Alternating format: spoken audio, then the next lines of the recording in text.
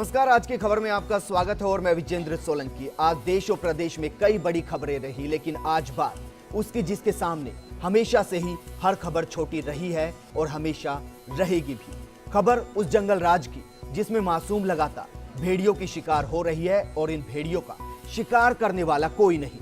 लगातार इनकी तादाद बढ़ रही है। फिर क्या गली, क्या मोहल्ला, क्या खुद का घर और क्या जिले और क्या प्रदेश, कहीं भी ये महफूज नहीं। हाँ, इनका शिकार होने पर, इनके जलते शरीर पर नेता अपनी राजनीति की रोटियां जरूर सेकते हैं और फिर चल देते हैं दूसरे शिकार के पास। ये बेजान हो जाती है, लेकिन नेता हो, समाज सेवी हो या कोई और, सिर्फ और सिर्फ अफसोस कर खुद के वजूद में जान फूंकते दिखाई देते हैं। फिर क्या फर्क पड़ता है कि कितनों का वजूद खत्म हो गया। आज प्रदेश में ऐसा जंगल राज है जहां क्या 4 साल की मासूम, क्या 18 साल की लड़की और क्या 40 साल की लधेड़ और क्या 60 साल की बुजुर्ग, बस सब शिकार है और उन भेड़ियों को इनका इंतजार है, जिन पर लगाम लगाने के नाम पर सिर्फ और सिर्फ बात की जाती है, खोखली राजनीति की जाती है, लेकिन होता कुछ नहीं। फिर भी उम्मीद के साथ हर बार शिकार होने के बाद हर बच्ची अगर जिंदा बचती है तो बस यही कहती है कि अंकल उसे मत छोड़िए।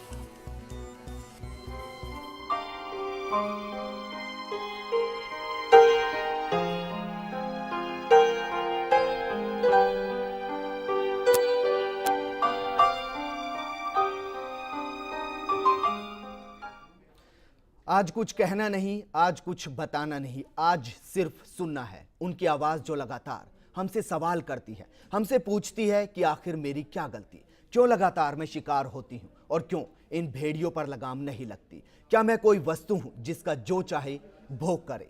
क्या मेरा कोई वजूद नहीं कि जिसका मन चाहे मेरा वजूद मिटा दे? क्या नेता, समाज और लोगों की सोच नपुंसक हो गई है? क्या इंसानियत खत्म हो चुकी है? अंकल प्लीज उसे मत छोड़ना। अंकल प्लीज उसे मत छोड़ना।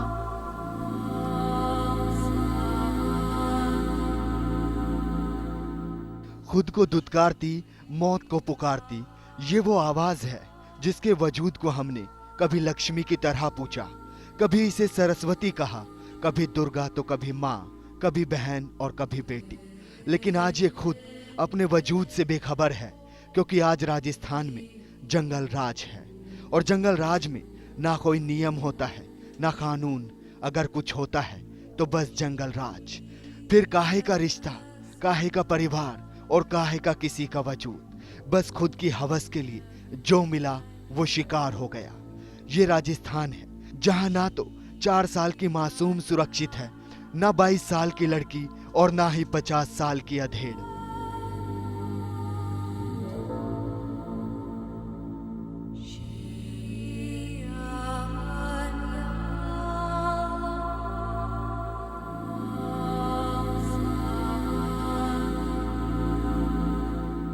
गुलाबी नगरी मासूमों के आंसुओं से तरबतर है। घर, सड़क, हॉस्पिटल, मॉल्स या कोई और जगह, हर जगह इंसान कम जंगली जानवर ज्यादा है, जो जब जहां चाहे मौका मिलते ही बच्ची हो, लड़की हो या धेड़ अपना शिकार बना लेते हैं। तभी तो गुलाबी नगरी में पिछले 4 महीने में रेप के 68 मामले सामने आ चुके हैं। यहाँ बेहयाई की ऑक्सीजन से खुद को जिंदा रखती पुलिस है, बेचारगी की बैसाखी के साथ खुद का वजूद रखने की कोशिश करता कानून है और सत्ता के नशे और दावों के सपनों के साथ सिसकती सरकार है। यहाँ बलात्कार जैसे मामले में सस्ती लोकप्रियता को अपना हथियार बनाने वाला विपक्ष है, जो आशियाने से निकलकर इनके बीच पहुंचता है, फिर अपने आशियाने में वापस पहुंच जाता है और इंतजार करता है अगली घटना का। साथ ही रोती बिलखती महेशनगर की मासूम और हमेशा के लिए वजूद खो चुकी झालावाड़ की 4 साल की बच्ची है। यहाँ जंगल राज है।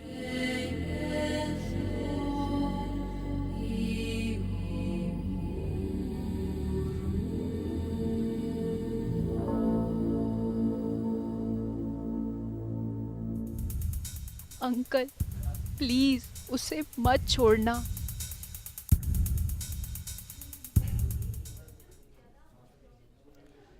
क्या कोई नियम, कायदा, कानून नहीं है, या सब इन दरिंदों की जागीर है जिसको किसी का डर नहीं, और ये बच्चियां अपने ही घर में सहमी सहमी रहती हैं। जरा देखिए मानवता, हम और हमारा समाज कहां तक गिर गया कि 8वीं क्लास के अंदर पढ़ने वाली मासूम बच्ची को जलकर खाक होने पर मजबूर कर देता है ताकि हमारे समाज का झूठा अस्तित्व बचा रहे।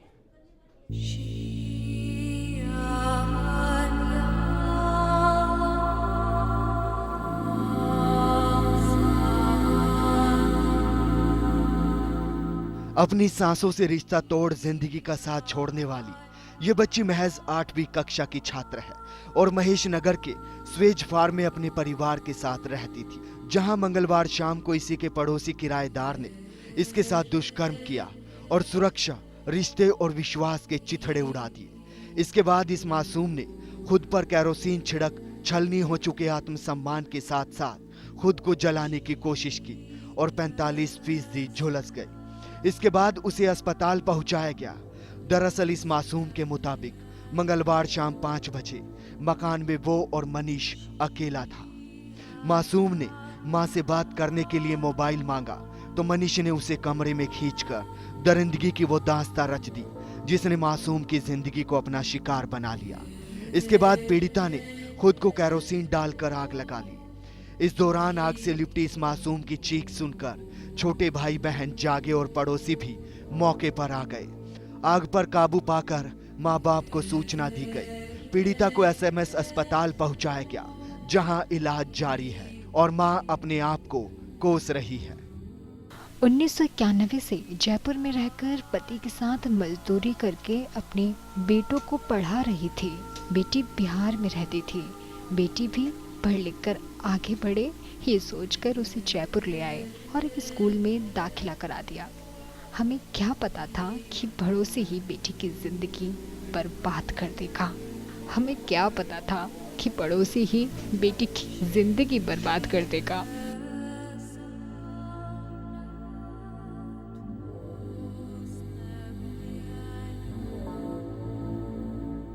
बर्बाद तो समाज की मानसिकता हो रही है, बर्बाद सरकार की वो कोशिश हो रही है जो सिर्फ जुबान पर होती है, हकीकत से जिसका वास्ता कभी पड़ा ही नहीं।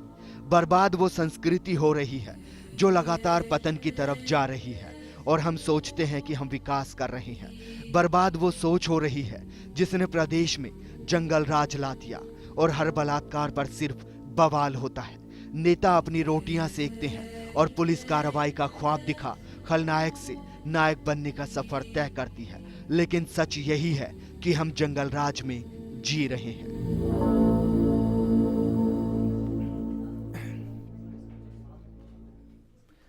तो ये राजस्थान है जहां पर आज जंगल राज कहा जाए तो गलत नहीं होगा, क्योंकि यहां पर 4 साल की मासूम से लेकर 22 साल की युवा से लेकर 40 साल की अधेड़ और क्या 60 साल के बुजुर्ग, हर कोई शिकार होता है। शिकार उन दरिंदगों का, शिकार उस मानसिक सोच का, उस छोटी सोच का जिसकी वजह से लगातार प्रदेश के अंदर अपराध का ग्राफ बढ़ता जा रहा है और शिकार मासूम हो रही है।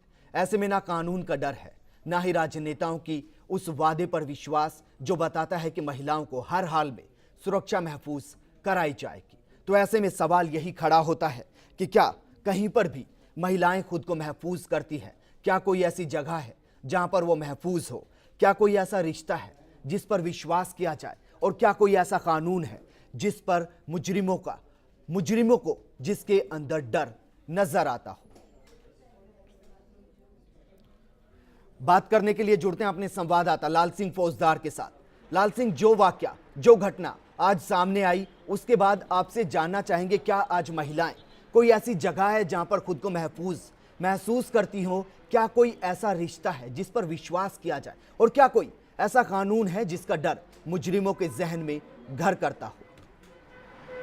देखिए विजेंद्र, आपने एक बड़ा सवाल खड़ा किया है। इसको थोड़ा सा और अगर हम बढ़ाना चाहें तो मैं कहना चाहूँगा विजेंद्र कि कोख से लेकर और अब जब मृत्यु शैया तक महिला जाती है वहाँ तक सुरक्षित नहीं है। आज भ्रूण हत्या का रुक गई हैं, नहीं रुकी हैं। चलती हुई सड़क पर महिलाओं की चेन लूटी जा रही है, क्या वो सुरक्षित हैं? वृद्ध महिलाओं की चेनें लूटी जा रही हैं, क्या वो सुरक्षित हैं? निश्चित रूप से विजेंद्र, जो आपने कहा है कि शायद ही कोई रिश्ता ऐसा बचा हो जहाँ महिला महफूज हो।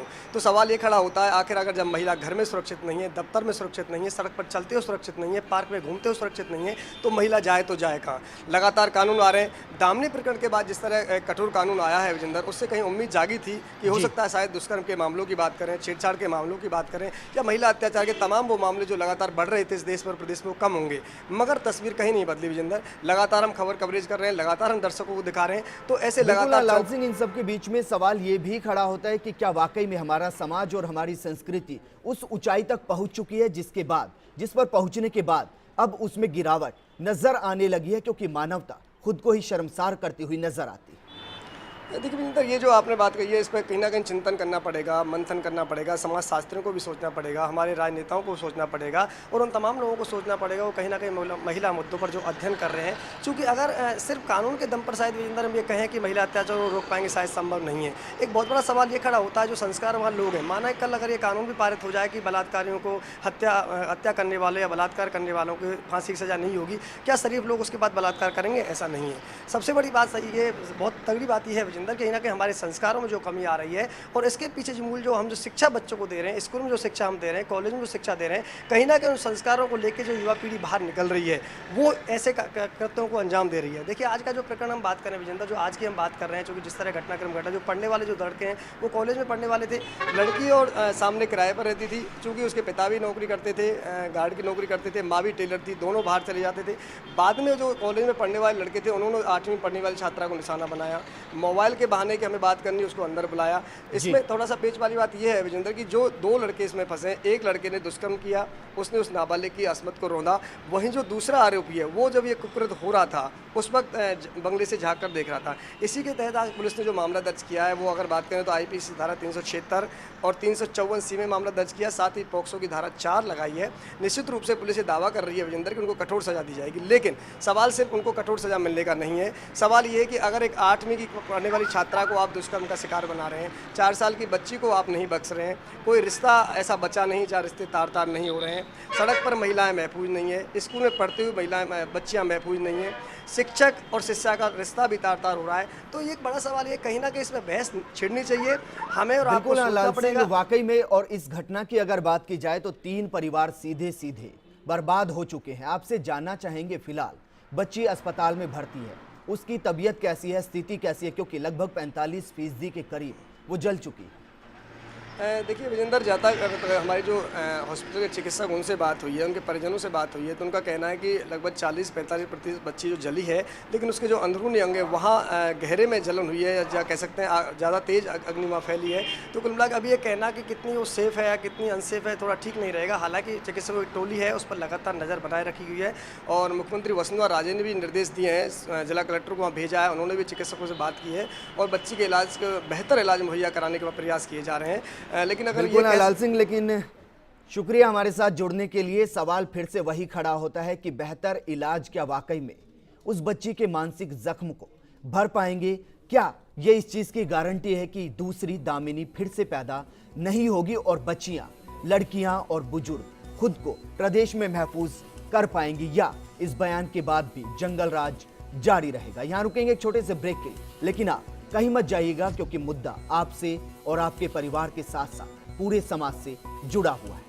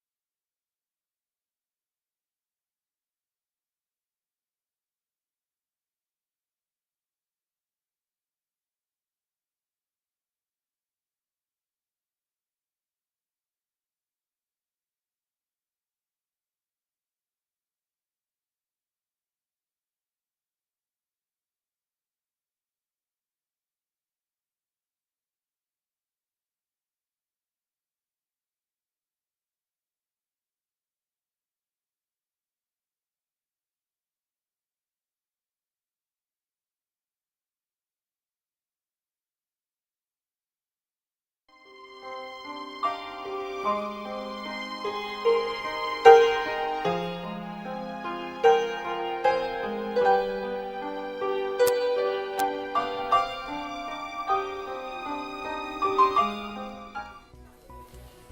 के बाद आपका स्वागत। हम बात कर रहे हैं प्रदेश में चल रहे उस जंगल राज की, जिसमें शिकार होने के बाद हर मासूम बस यही कहती है, अंकल प्लीज उसे मत छोड़िएगा। लेकिन अक्सर ऐसा होता है कि जो शिकारी होता है वो बच जाता है और शिकार जो होता है वो जिंदगी भर तड़पता रहता है। ऐसा वाकया ये पहला नहीं है।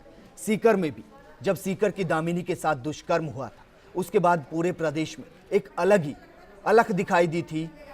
कैंडल मार्च किया गया था, राजनेता सामने आए, समाज सेवी सामने आए, लेकिन उस वक्त ये लगा कि अब हो सकता है कि प्रदेश की तस्वीर बदलेगी, लेकिन ऐसा कुछ नजर नहीं आया। लगातार अपराध के आंकड़े खुद को बदलने से इनकार करते नजर आए और अगर कुछ बढ़ा तो वो सिर्फ अपराध के आंकड़े थे, जो कम होने की बजाय हर साल बढ़ते ही चले गए और दिखाते चले गए कि उनके सामने क्या सरकार के वादे, क्या दावे और क्या समाज सेवी संगठनों के इरादे, सब नाकाम हैं, सब छोटे हैं। सीकर से रमेश के साथ जुड़ते हैं, जो कि हमारे संवाददाता है। रमेश, आपसे जानना चाहेंगे, सीकर की वो दामिनी जो 20 ऑपरेशन कर कर वापस सीकर पहुंची, वहां पर समाज ने क्या उसको स्वीकार किया? क्या सरकार की तरफ से कोई सहायता उनको दी गई, या सारे दावे, सारे वादे खोखले साबित हुए? बिल्कुल विजेंद्र, मैं इसी समय इस परिवार में हूँ। मैं खुद अपनी आंखों से इनकी स्थितियां देख रहा हूँ। जो भी दावे सरकार की ओर से किए गए थे वो बिल्कुल गलत साबित हुए हैं। ये परिवार आज भी खाने के लिए मोहताज है। इस परिवार में आज भी खाने के लिए अनाज नहीं है, पहनने के लिए कपड़े नहीं है, और काफी प्रयासों के बावजूद अब जाकर के कहीं न कहीं रैन बसेरे में इनकी व्यवस्थाएं हुई है। जबकि ऐसे परिवारों को एक स्थायी आवास मिलना चाहिए था, खाने पीने की पूरी व्यवस्थाएं होनी चाहिए। आज भी दामिनी परिवार में अगर सुबह खाना बनता है तो शाम के लिए दामिनी का परिवार मोहताज है। 3 बहनें उनके साथ है। दामिनी की खुद की स्थिति इतनी खराब है कि वो ज्यादा बात नहीं कर सकती, ज्यादा चल नहीं सकती, क्योंकि 11 वर्ष की मासूम। बिल्कुल रमेश, आप खुद वहां पर उस परिवार के साथ मौजूद हैं। हम उनसे बात करना चाहेंगे, जानना चाहेंगे कि ये जो अरसा बीता, उस दौरान सरकार ने तमाम वादे किए, दावे किए, समाज ने भी आगे आकर उनके लिए कैंडल मार्च निकाला, लेकिन जब वो खुद उस समाज में पहुंची तो किस तरीके का महसूस कर रही है? बिल्कुल, मैं दामिनी के परिवार हूँ। दामिनी की बहनें चांदनी मेरे साथ में है, वो आप भी थी, आपको सीधा सुनाएंगी। जी हाँ, हेलो, नमस्ते। नमस्कार जी, आपसे जानना चाहेंगे कि जब समाज में आप वापस पहुंची, क्या समाज ने आपको स्वीकार किया? वो समाज जो आपके लिए आगे आया था, वो सरकार जिसने तमाम वादे किए, क्या इस पूरे हादसे के बाद आपके सामने, आपके साथ कोई नजर आया? हाँ, मेरे नजारा, हमको तो सिर्फ रहने का मकान दिलवाया, वो तो शुक्रिया करते हैं, लेकिन खाने पीने का हमको बहुत तकलीफ है। बहुत मुश्किल से जिंदगी जीते हैं। नहीं पहनने के लिए कपड़ा है, नहीं खाने के लिए रोटी है। हम लोग भूख मरते हैं, एक दिन खाते हैं, 2 दिन भूख मरते हैं। जो भी पुलिस वाले मेरे मकान दिया उसका हम धन्यवाद करते हैं, लेकिन खाने पीने के लिए अनाज भी नहीं है हमारे पास। रहने का तो मकान दे दिया, लेकिन हम लोग कहाँ से खाएंगे, कैसे खाएंगे?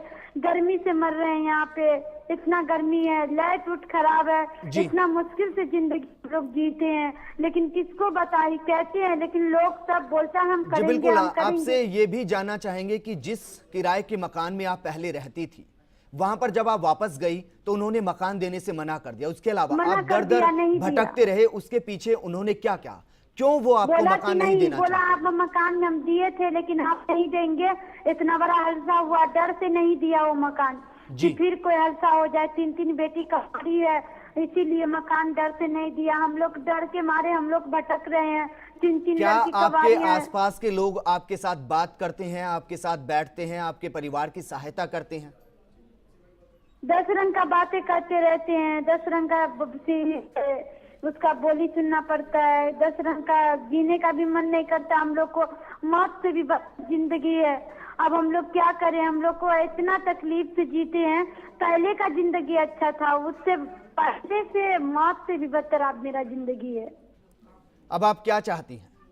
हम चाहते हैं कि जब मकान दे, हमारे जल्द से जल्द इंसाफ दे मेरे दामनी को। मेरे रहने का मकान दे दे, हम अपना घर द्वार हो जाएंगे। कब तक हम कबारी बौना माँ के साथ, बुरी माँ के साथ भटकते रहेंगे? कितना सफर हम लोग थक चुके हैं सफर कर कर। आपको बड़ा गुनहगार कौन नजर आता है? वो जिन्होंने आपके परिवार के साथ ऐसा किया, वो सरकार जिसने वादे किए पूरे नहीं किए, या वो समाज जो आपका तिरस्कार करता हुआ नजर आता है? हमको सब में कमी आ रहा है। पहले तो सब हेल्प करता है, तब उसके बाद पीछे हट जाता है। सब में कमी है। मैं चाहती हूँ जो भी में कमी है वो मेरा पूरा करे और इतना मुसीबत नहीं दे हमसे। हम लोग बहुत जिल्लत का जिंदगी जीते हैं। गांव समाज जो है उसको भी आप लोग भरोसा मिले कि हम लोग को इंसाफ मिले, दामनी को जीने का नया तरीका से जिंदगी मिले। दामनी को खाने पीने का नहीं होता है, हम लोग को मुश्किल में जीते हैं। आप खुद अब चाहती हैं कि आप बिहार चले जाएं। लाड कुमारी जैन भी आपसे वहां पर मिलने आई, किस तरीके के वादे और दिलासे दिए गए? हम चाहते हैं कि हमको बिहार में व्यवस्था कर देगा तो और अच्छी बात है कि हम रहेंगे अपना घर द्वार में। हमको जल्दी से जल्द दे दे, आप दे दे।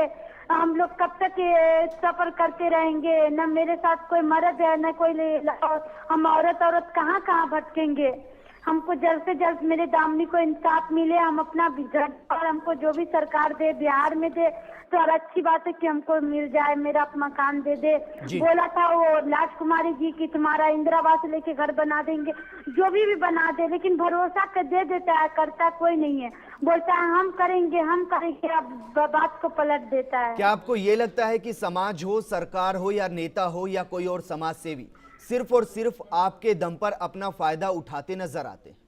हाँ बहुत है। एक औरत भी मेरा साथ दिया था, वो भी सरोज नाम की औरत थी, वो भी धोखा दिया हमको। और जिसको हम लोग मानते थे वो सब धोखा दिया और हम लोग को बाद में साथ दिया। पीछे से वाला से पैसा खा के पलट गया वो लोग।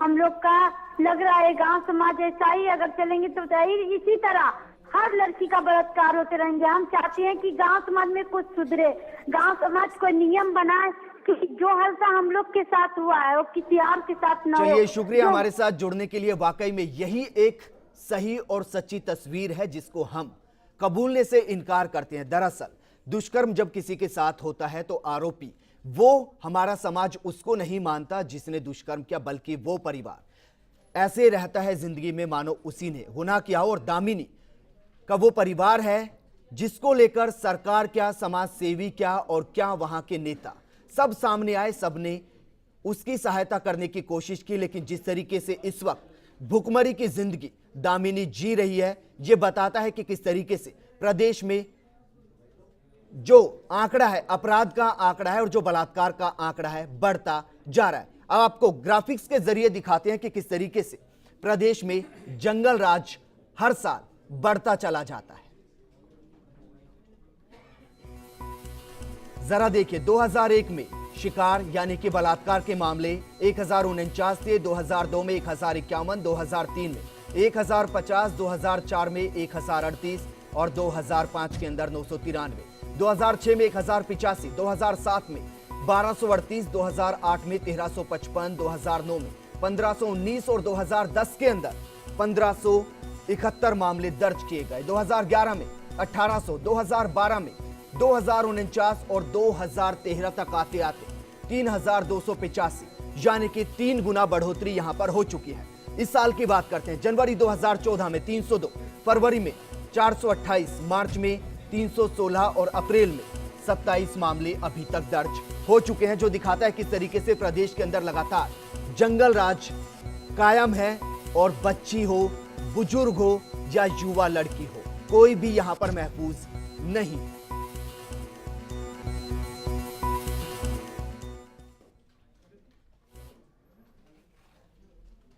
आज की खबर में फिलहाल इतना ही। नमस्कार।